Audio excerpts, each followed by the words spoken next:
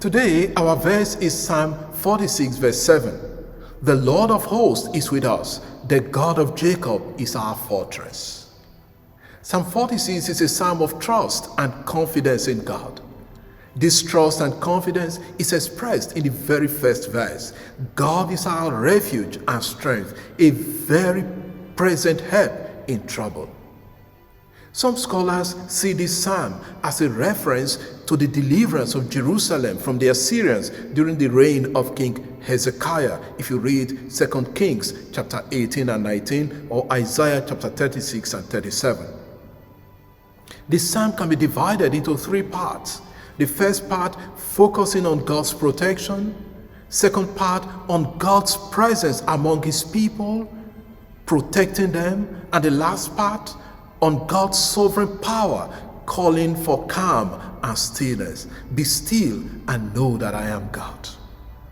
Our verse has some important themes that describe who God is for the people of Israel. The Lord of hosts is with us. Adonai Sabaoth highlights God as the commander of armies. This time we must cast our minds to the heavenly armies. Hosts refers to the angelic armies. No power on earth can match the power of Adonai Sabaoth. Therefore, this title assures the people of God's strength and power over every nation, over the nations that war against them. That the Lord of hosts is with his people means that God's presence and protection are not in doubt.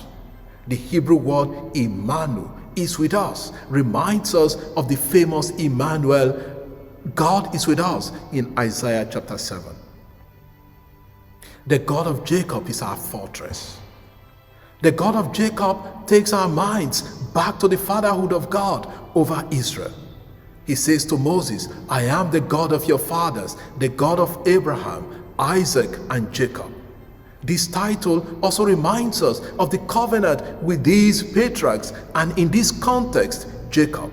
The God of Jacob, therefore, emphasizes the relationship between God and Jacob. The God who protected Jacob in his expeditions, brought him back and remained faithful to him, gave 12 sons to him that became the 12 tribes of Israel. This same God now stands out as a fortress, a stronghold for the people to whom the psalmist writes. The imagery of a fortress or stronghold is very common in the Old Testament. Ancient cities had fortified walls and strongholds for defense. Therefore, when the psalmist calls God their fortress, he highlights God's protecting power, a strong wall of defense for his people, and absolute security. Takeaways from this verse. 1.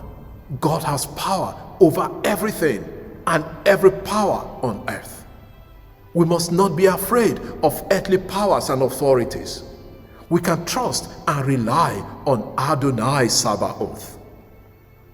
2.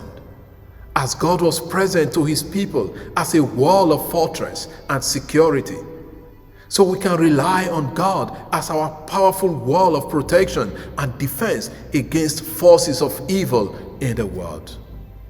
3.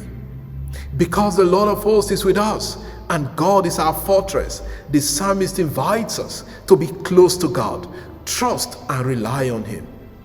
As the God of Jacob, we are invited to renew our covenantal love with God, always as Christians.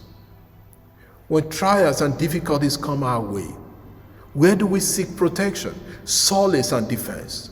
Do we remember that the Lord of hosts is with us and the God of Jacob is our fortress?